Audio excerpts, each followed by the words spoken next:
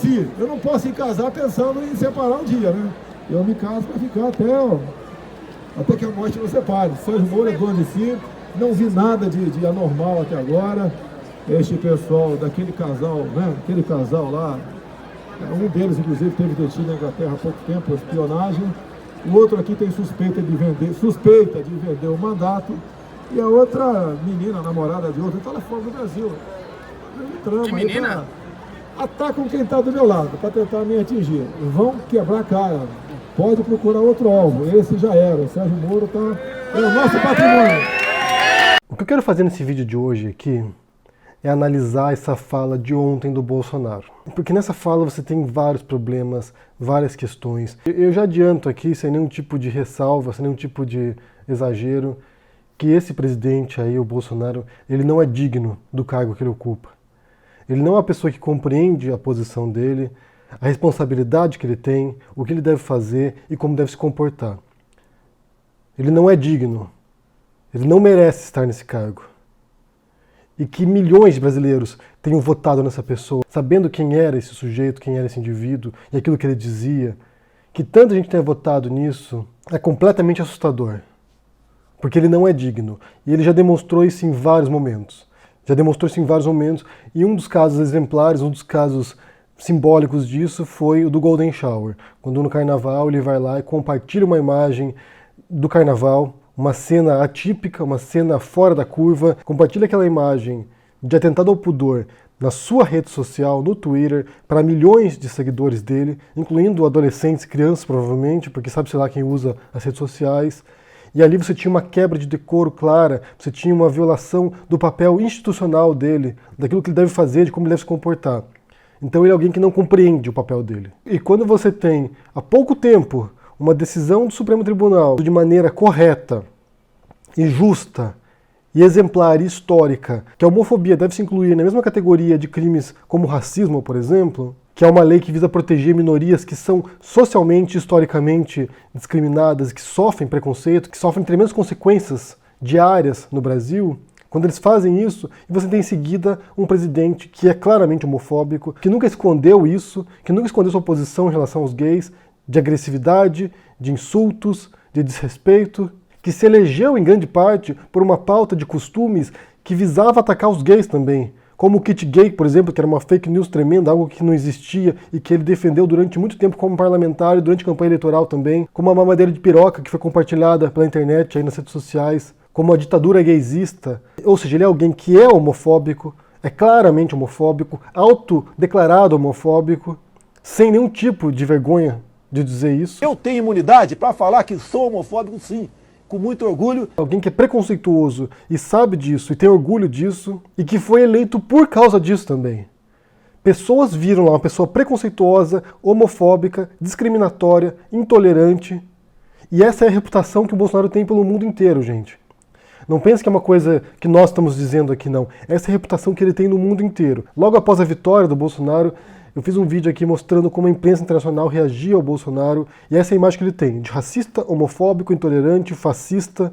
Essa é a imagem que ele tem no mundo. E em alguns aspectos, não apenas tem um fundo de verdade, como é uma verdade plena e clara e absoluta que você pode ver com seus próprios olhos. Essa fala dele que a gente vai analisar agora, ela é homofóbica, sem dúvida nenhuma. Então você tem uma decisão do Supremo que criminaliza a homofobia e depois em seguida você tem um presidente que vai lá e diante das câmeras comete um crime de homofobia. Então vamos analisar a fala dele aqui para a gente entender melhor os elementos aqui, o que acontece nessa fala bizarra do Bolsonaro, desrespeitosa, que não condiz com o cargo que ele exerce, que não condiz com a posição dele de governar para todos os brasileiros. Aqui nessa fala ele ataca um segmento da população brasileira. Ele ataca até inclusive uma parcela do eleitorado dele, porque tem gays que votaram no Bolsonaro. Então vamos começar aqui. A primeira fala dele: eu não posso me casar pensando em me separar um dia. Eu me caso para ficar até que a morte nos separe.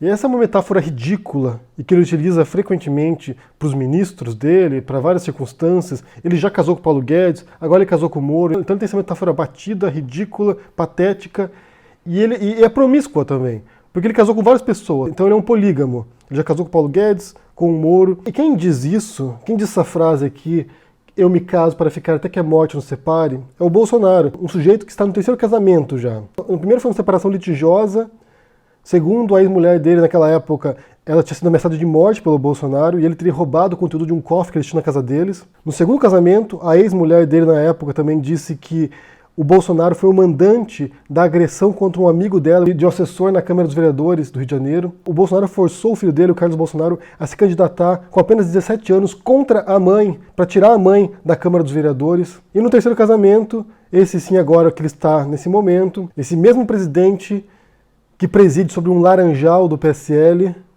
que tem um patrimônio estimado em 2,3 milhões de reais, tem a família da esposa dele bem perto deles em Brasília, morando numa favela.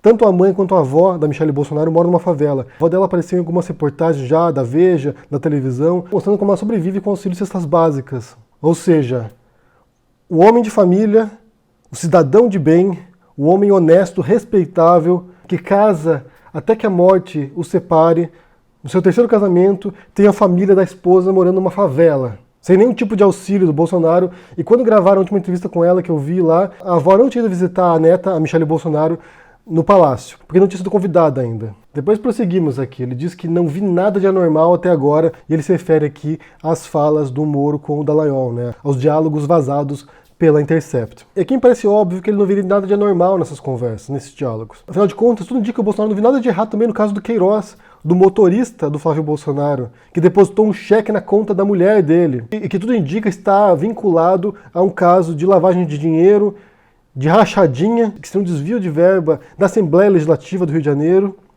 de desvio de dinheiro de assessores parlamentares, que teriam ido para o bolso do Flávio Bolsonaro, do filho do Bolsonaro.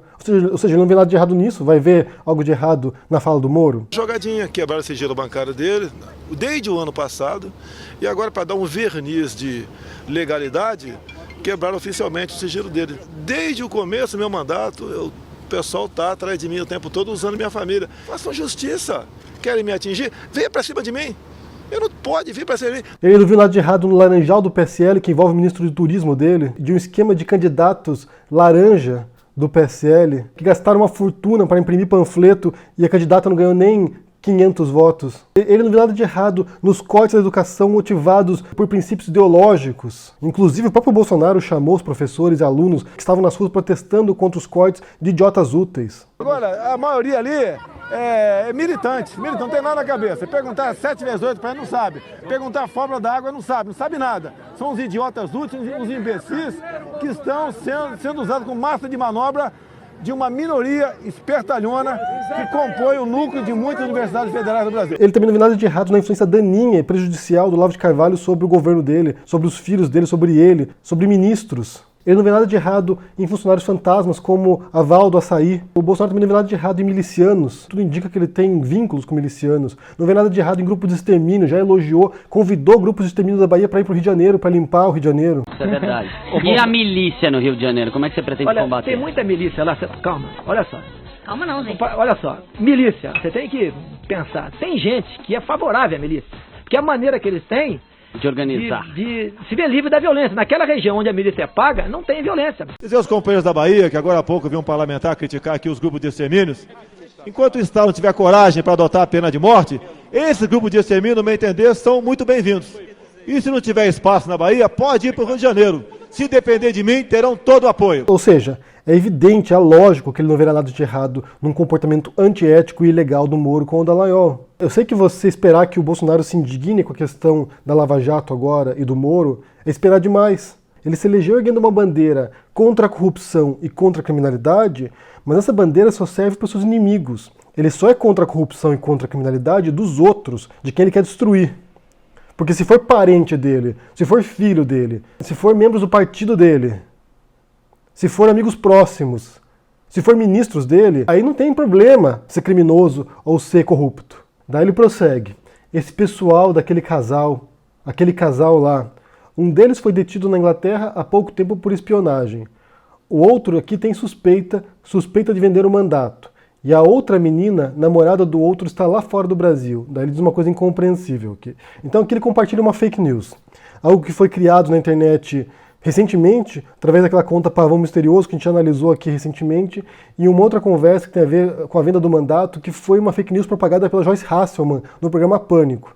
Então aqui quando ele fala do casal, ele se refere ao jornalista Glenn Greenwald e ao Davi Miranda. Aqui ele propaga outra mentira, que é que o Davi foi detido na Inglaterra por espionagem. Isso não é real, isso não é fato.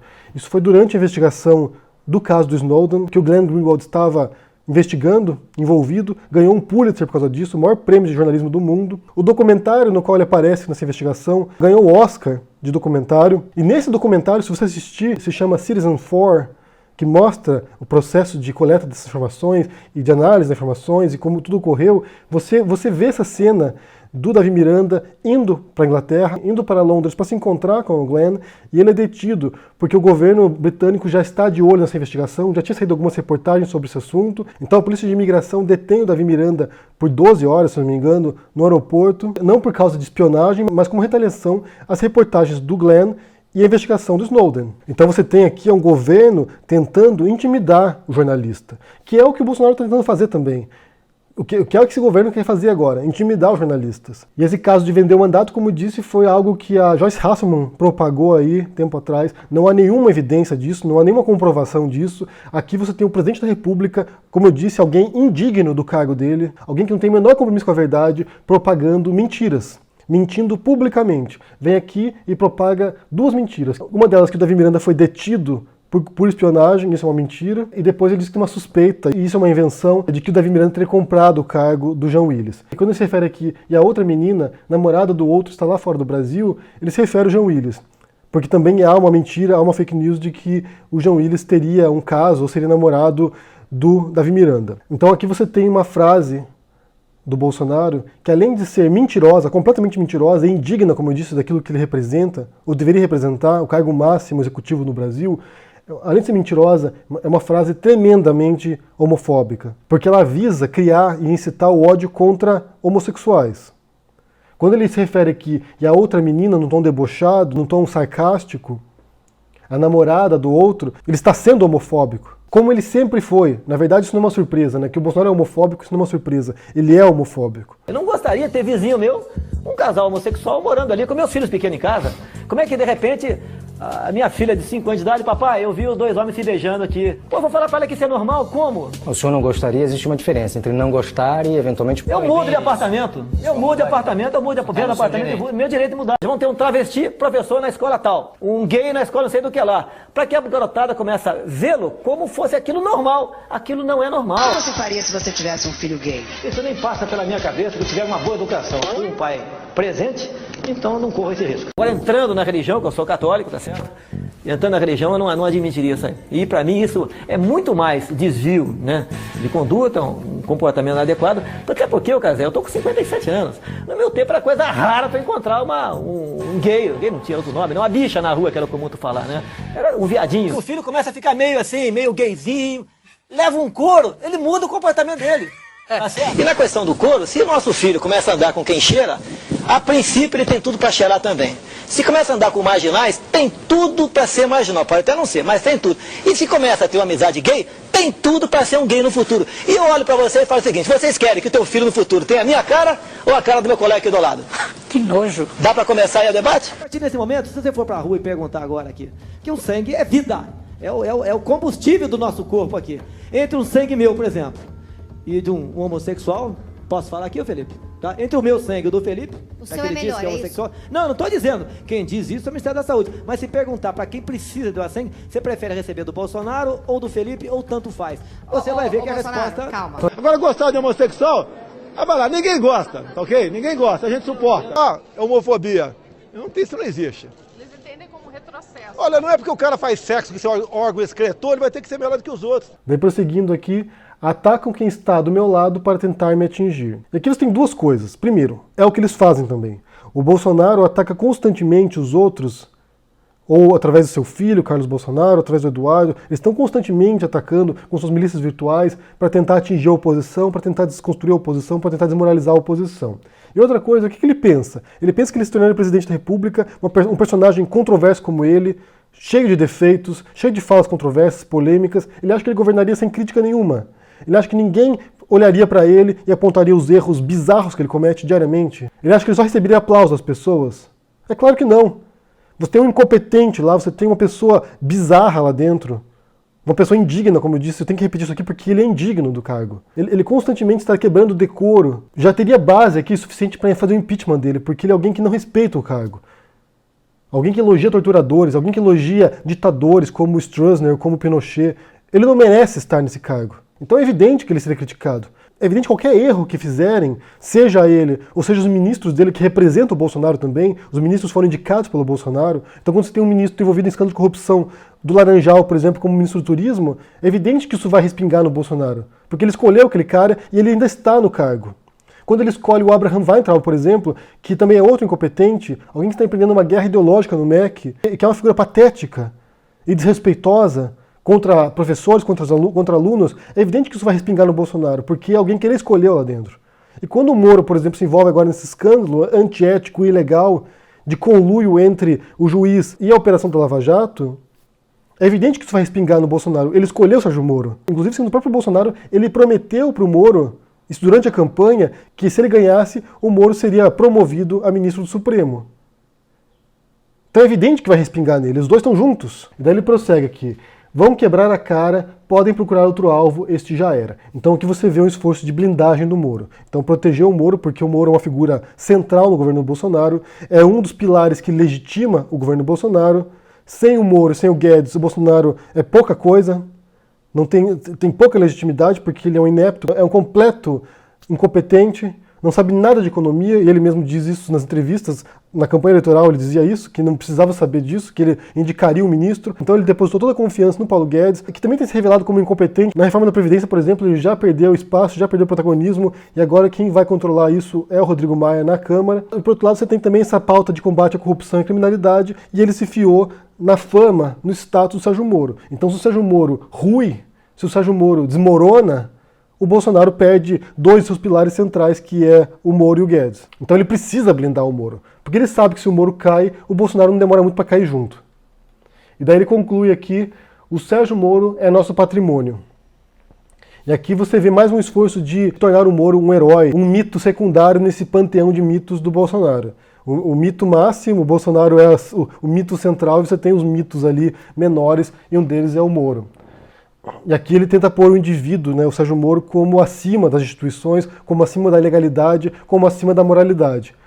O Moro é um patrimônio, o Moro é um herói, portanto, o que ele fizer, não importa se for legal ou não importa se for ético ou não, está certo. A gente tem que obedecer. Então aqui nesse discurso do Bolsonaro você tem mais um dos exemplos patéticos de como o Bolsonaro é uma pessoa que não merece estar nesse cargo. E como eu disse, é surpreendente, é inacreditável que milhões de brasileiros observaram esse senhor falando as merdas habituais que ele fala, porque isso é constante, isso não é uma exceção, isso não é algo fora do comum, é como ele geralmente se expressa e põe os pés pelas mãos. Você tem uma fala aqui que é altamente homofóbica, atacando o Glenn Greenwald, atacando Davi Miranda, atacando o João Willis, que é um arqui-inimigo clássico do Bolsonaro, e que inclusive disse em entrevista pra gente aqui que uma das razões que ele foi embora do Brasil foi porque ele tinha na presidência o Bolsonaro. Como é que ele poderia, com as ameaças que recebia, confiar no governo federal para protegê-lo?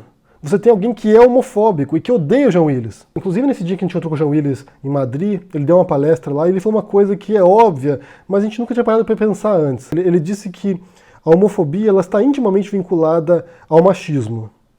Uma pessoa machista tende a ser, via de regra pelo menos, talvez com raríssimas exceções, tende a ser homofóbica também. E eu estou com um artigo separado aqui, chamado The Concept of Homophobia Psychosocial Perspective, que é o conceito de homofobia, uma perspectiva psicossocial. E tem uma frase que diz aqui, olha, a homofobia está vinculada de perto ao sexismo, né, machismo e dominação masculina. Então quando você tem uma cultura machista, uma cultura heteronormativa, no qual o normal é ser heterossexual, então naturalmente você vai ter essa projeção do que é o ideal masculino, do que é o ideal de ser um homem másculo, e qualquer coisa que fuge dessa norma é inferior. Então a mulher é inferior, porque a mulher é feminina, a mulher ela tem um comportamento que não é como o do macho, e os gays também serão discriminados. Então no fundo o que você tem é um representante do machismo estrutural e psicológico do brasileiro, que é o Bolsonaro, e que não se furta de constantemente fazer afirmações homofóbicas. Você tem um governo homofóbico. E que vai na contramão, por exemplo, dessa conquista agora envolvendo o Supremo Tribunal Federal, que vai lá e decide criminalizar a homofobia no mesmo nível, no mesmo patamar, com as mesmas regras do racismo. Mas, sinceramente, gente, realmente é pavoroso você ver essa pessoa aí conduzindo o país. Eu queria saber se vocês viram essa fala do Bolsonaro, o que vocês pensam sobre isso aqui, sobre o que ele disse, sobre essas acusações agora contra o João Willis, contra o Glenn, contra o Davi Miranda. O que você pensa sobre isso, gente? Deixa no comentário aqui embaixo, deixa o joinha, assina o canal, de um após, a gente se vê por aí. Abraço e até mais. Tchau.